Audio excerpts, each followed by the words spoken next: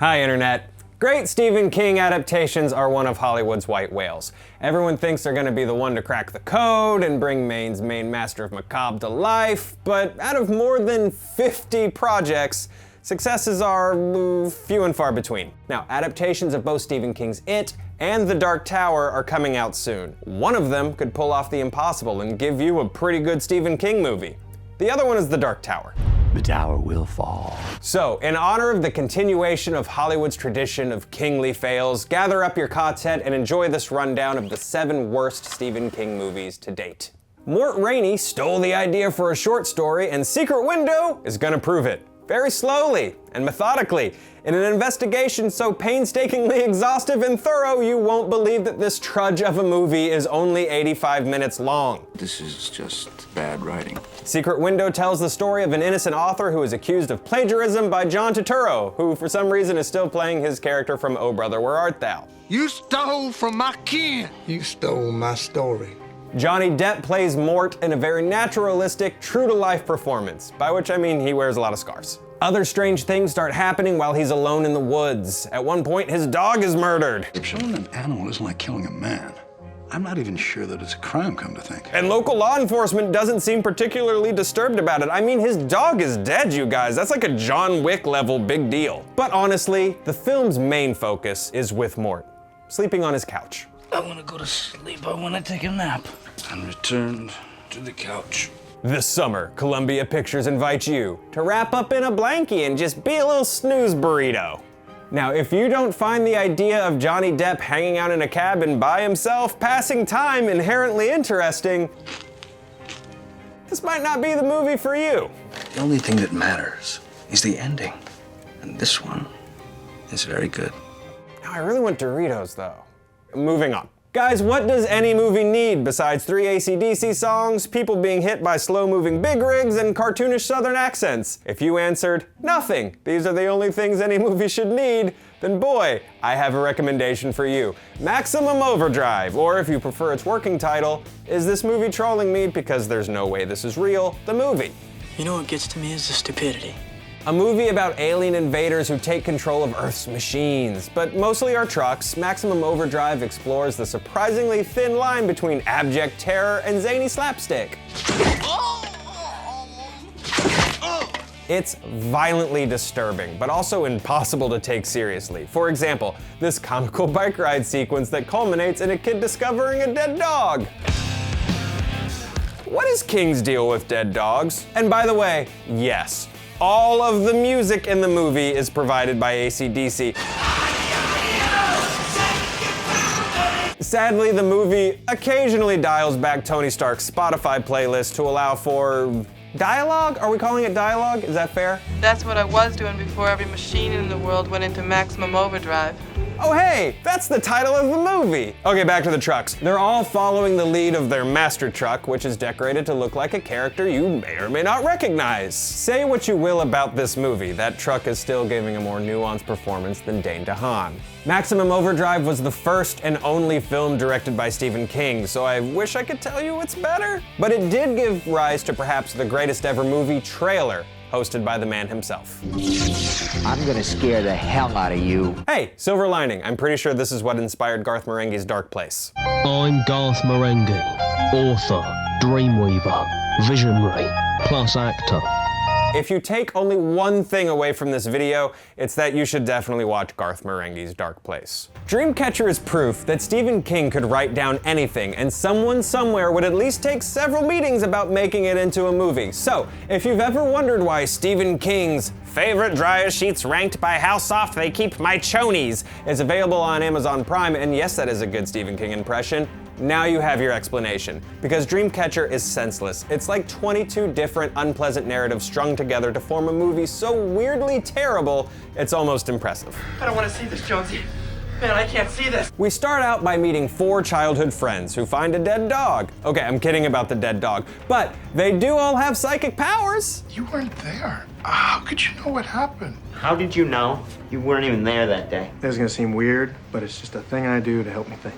For almost the entire movie, the gang is just being hunted in the Maine wilderness by angry worm-like aliens who crashed nearby. What do you want? We get a lot of information about these space worms' life cycle, but here are the cliff notes. Step 1, they climb into your tum-tum. Step 2, they make you burp and fart. A lot.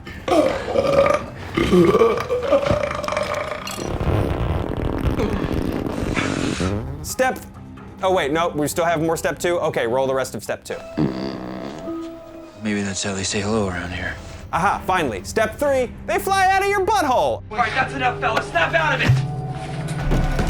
Oh my God! Yep. We've hit evil trucks, butthole worms, and Johnny Depp. How do you get weirder than that? 3 words, people. Invisible cat monsters. Actually 4 words. Incesty invisible cat monsters. Yay! Welcome to Stephen King and Mick Garris's 1992 film, Sleepwalkers. It's like if Stephen King took over Hustler and Cat Fancy for a day and turned out a bunch of educational shorts. I know that makes no sense, but it's the best I can do. Am I beautiful? You're always beautiful, Mother. Charles and his mother Mary may only look like the premise for a problematic Brazzers video. Should I be jealous? But look out! They're also disappearing cat monsters, the premise for a much stranger Brazzers video. What is even happening right now? Yeah, just move on, let's just move on. After the exact same opening credits as Halle Berry's Catwoman, always a good sign, we find Mary and Charles moving to a new town and stalking new prey. In this case, Tanya, an adorable movie theater usher. Charles really needs to get Tanya to like him so he can feed her to his mother, like you do. Why are you being such a bitch? Because I'm hungry. But the problem is he's only halfway through sucking out her life essence before he starts to like her. And I mean like. My face is so hot. In the end, it's up to young Hellboy. Listen, that little girl needs a good smack on the butt. A whole lot of distressed cats. And Max Landis' dad to save the day. Oh, also Otho from Beetlejuice. People really should learn to keep their hands to themselves. Oh, also this cop who gets murdered with an ear of corn. No vegetables. No dessert. So we're done?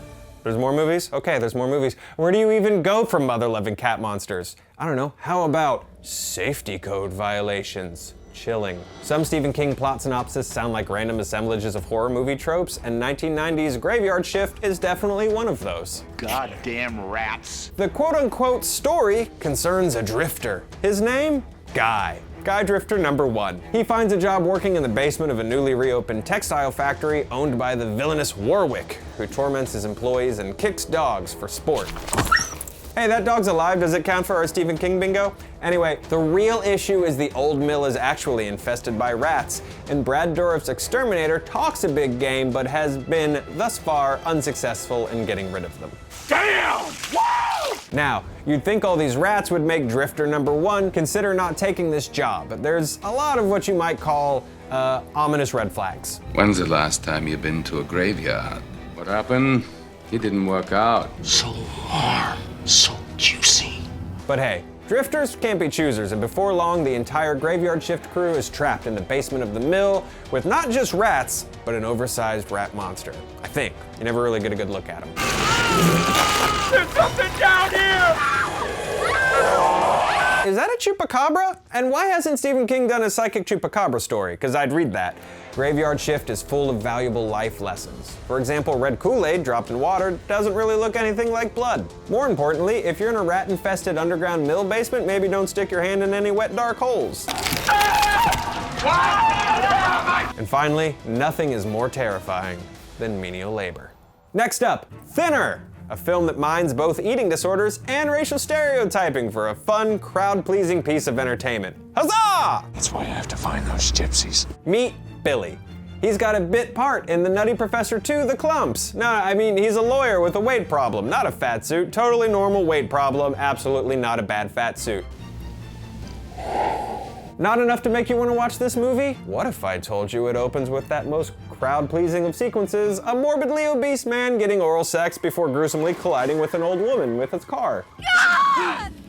It turns out the woman Billy ran over, she's a gypsy, and her ancient gypsy father responds with a brutal curse because gypsies. Thinner. This causes Billy to get, you guessed it, thinner. At first, he's not too concerned. I finally found a diet that works. Eat all you want and still lose the weight. But soon he's being chased by a slingshot-wielding Kari from Sliders and making friends with a lizard man, and he has no choice but to bring his mobster friend Joe Mantegna to clean house. Hey, don't mobsters usually have like a mob with them? Anyway, no idea what Thinner is or trying to be. It's gross, but it's not scary. Also, at one point, I'm pretty sure a pie gets possessed by evil. Ooh, more Doritos. Good, because for some reason, I'm suddenly starving. We've reached the end of our journey and encountered the Crimson King of Stephen King movies. I don't even know how to begin describing the plot of 1995's The Mangler to you. My name is Officer John Hunton. I'm with the police department here, and I am investigating a laundry machine with a bad case of demon possession, and I need to examine you to determine whether or not you're a virgin. Well, that pretty much does sum it up. Thanks, Ted Levine. So, yeah, Buffalo Bill from Silence of the Lambs plays a cop. A really good cop. I mean, seriously, the best cop. We're in good hands. There's something important I want to show you. 6-pack of beer? And when laundry machines containing demons at local factories get the blood of a virgin sprayed on them, and begin grinding up old innocent ladies, after all these things happen, that's when this cop finally jumps into action.